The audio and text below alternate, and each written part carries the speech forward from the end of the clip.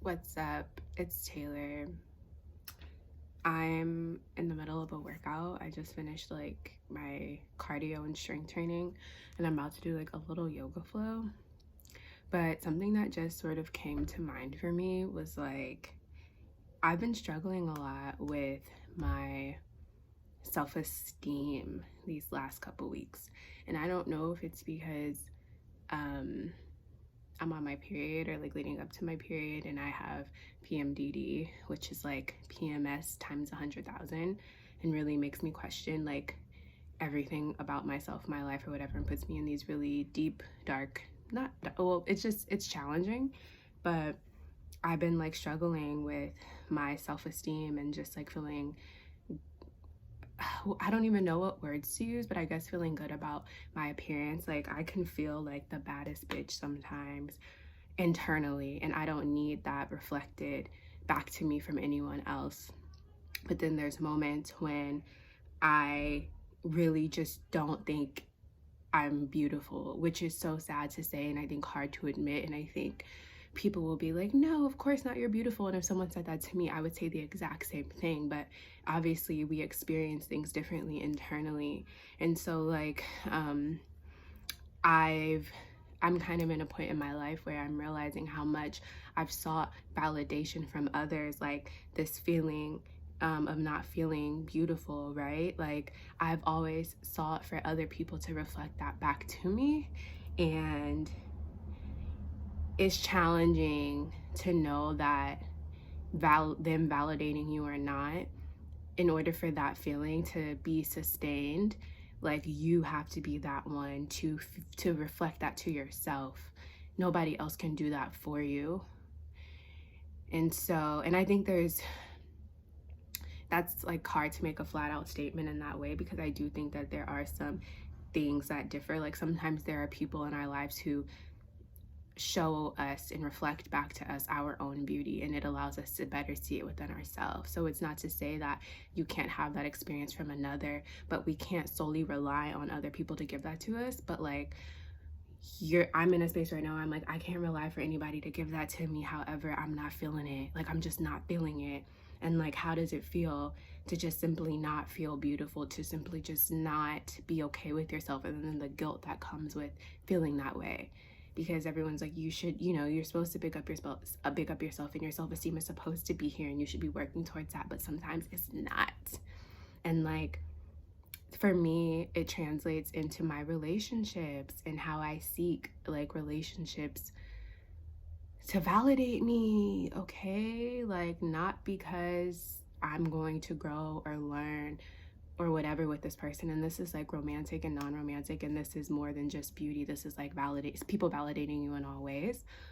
But it's really not just, I don't know, I seek that in other people, and that becomes the basis of the relationship with another person, is you needing them to feed you, and then realizing like, wait, what else is there? If like I realize that it's not this person's job to feed me, I have to feed myself. And like, how can you feed yourself? And then it makes me think back to like elementary school and middle school and high school, and never feeling desirable from other people, specifically Black men. Or I was writing in my journal like the people who I always desired never like wanted me, and like how does it feel to be rejected in that way? And like there's so many other things that play into that, like colorism and futurism and so many other things. And I know my experience isn't unique, and I know that I'm sure there's much more sort of like I'm sure there's a much better analysis of this thing, which we've all experienced at some point, that I don't have the words for, especially being a dark-skinned Black girl. But it's challenging, and my feelings be hurt, and I be sad. I be fucking sad. Also, am I the only person who gets really excited to have a routine and start a routine? Or like when I work out, the endorphins be pumping so much, and I'm like, so like, yes, I'm gonna do this, and that.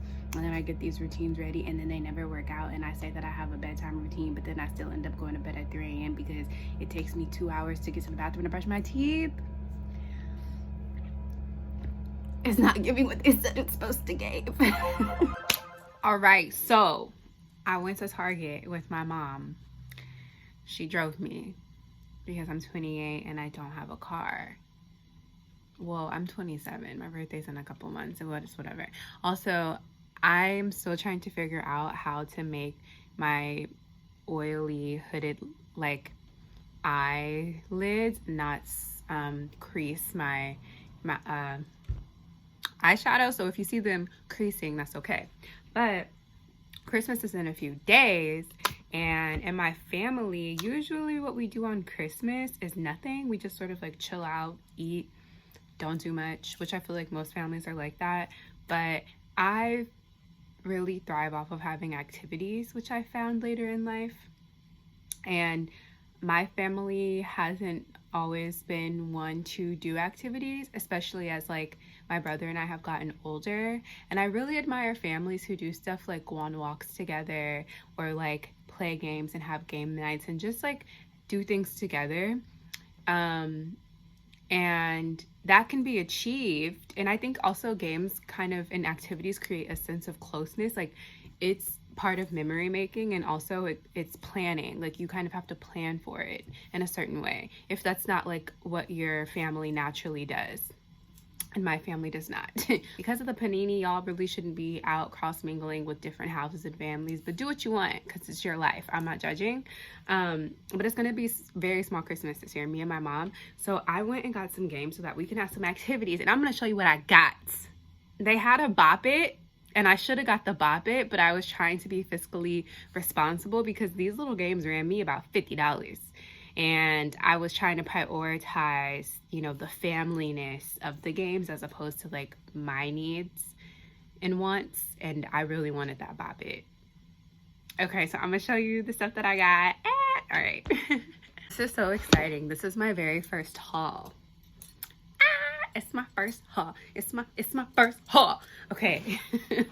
First up, I got, guess who? Guess who? I got this game because I figured my mom would like it because she's pretty,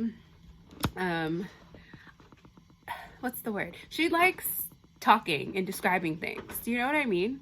Like, I feel like there's different types of games. Like, you have your standard board games.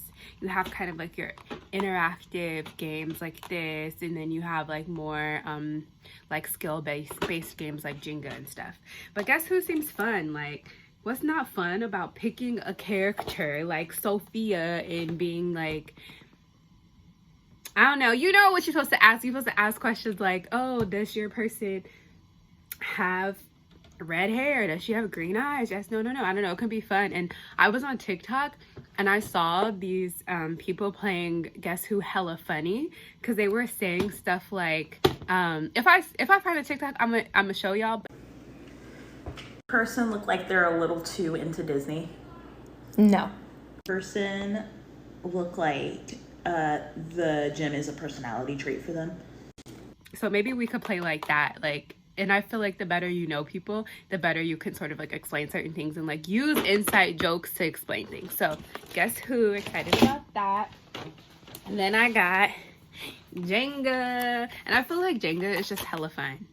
And also I'm glad that I have these games too because I can use them for other purposes. Like if I'm with friends hanging out or whatever, I always have games to like play with, I guess. I don't know, like these games can be reused. That's the beauty of them. So this is an investment in my future. This is an investment in my future of creating more joy in my life with my friends and having activities for us to do that. So I got Jenga, turn up. Everybody knows Jenga. I wanted the cheap, they had a knockoff Jenga that was called like Tumbling Blocks, and I wanted that one, but they didn't have it because it was cheaper, and it's just wooden blocks. It don't matter. But Jenga seems so fun. It's fun to me, and it's like a cheeky, like, good time. That's a bird to say. Next up, every Negro's favorite. I got Uno. Black people love Uno. And I love Uno. I've been playing Uno since I was a youngin', okay? You couldn't catch me at my summer camp. I probably wasn't that good. I really I don't compete well in certain things. I just was never really good at sports, and I'm not gonna lie and say that I was good at Uno. One, a game that I also played a lot when I was younger was Mancala. Loved playing it. Was not a winner. Like I've in my life, I'm just used to being beat and not win. I'm used to not winning, and that's okay. Like, and that's probably why I'm not super competitive now, because I really am just like, it's a game. Like, let's just play, let's have fun. If I lose, okay, but we had a good time. But Uno is a good one. We all know Uno, and Uno gets spicy. Uno gets spicy. Also, I'm gonna say this, like, I hollered at somebody via Uno. Like, we were playing Uno in a big group, and I was like, he like made me draw 2 or something, and then like the whole time we were like flirting with each other because we were like you know, making each other like draw 4, draw 2, reverse, and all types of stuff, and just like ruining the game for one another. And you know, at the end, I got the digits. That's all you need to know is I got the digits. So Uno, shoot your shot.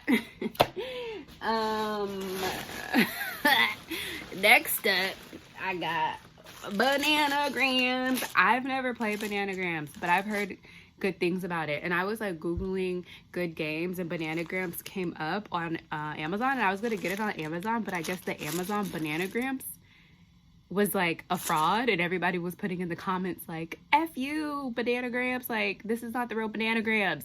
And Bananagram fans were diehards, so they knew what was real and what was fake. But this is the real thing, and I've heard good things about this game. Supposedly it's fun. I like stuff that keeps my attention. So sometimes games like Monopoly or other types of board games don't really seem fun to me because they don't do a great job of keeping my attention. But something like this is good because I think it moves quickly and you're able to like spell. And I always did really good in school in reading comprehension. I was trash at math, which is probably why I'm not the best at Mancala, but I always killed it in reading comprehension. So I feel like I'm gonna do really good at Bananagrams. Bananagrams! That's everything. If you are someone who is like, man, I wish that I can have something to do as opposed to just sitting around and drinking. I think drinking could be fun for whoever it is. But when you're, you know, at a party or whatever, playing games is fun. It connects people. As corny as it might seem, games really do help to connect people. One time I had a going away party when I lived in DC, and I didn't have no games, and the party was kind of like boring because I didn't have no activities, you know? And looking back now, I'm like, oh, if I would have planned to have activities and things for people to do, and people would connect and they could talk. So get you some games, okay? Like, this type of stuff is fun, and it's like competitive stuff, like, that's fun. And don't let people try to like be like, it's corny, because you're gonna have some folks at the party who are gonna be like, that's corny. But push them, be like, no, like, we should play because it's gonna be lit, it's gonna be fun, and like, you're gonna create memories, and it gets people on the same wavelength, so they all leave being like, this was a great party. But another activity, puzzles, okay? There's also some stuff that we might not know that we enjoy because we haven't done it as adults. There's a lot of adults who, like, the trend of coloring books is super big, right? Like, adult coloring books, that was trending at one point. Everybody had an adult coloring book, even though, why can't it just be a coloring book? I do not like coloring because it does not keep my attention. Coloring and coloring books, sometimes it's just too many segments, and I understand that it's calming for some people. For me, I get very bored. I get very, very bored. Something that keeps my attention for the most part is puzzles, especially if I'm watching TV or something. But this is also a great activity to do with other people, especially like bigger puzzles. If it's a smaller puzzle, you can time yourself to see how long it's going to take you. And puzzles are great because it's something that you can do over time. Like, it's an activity. So if you live with your significant other, or if you have a roommate, or you live with a friend, or you're spending some time or going on a vacation with a friend, and you bring a puzzle, like, it's something that y'all can do every night together, which is like really fun and is a great way to create bonds and stuff, and also a great way to create bonds with family.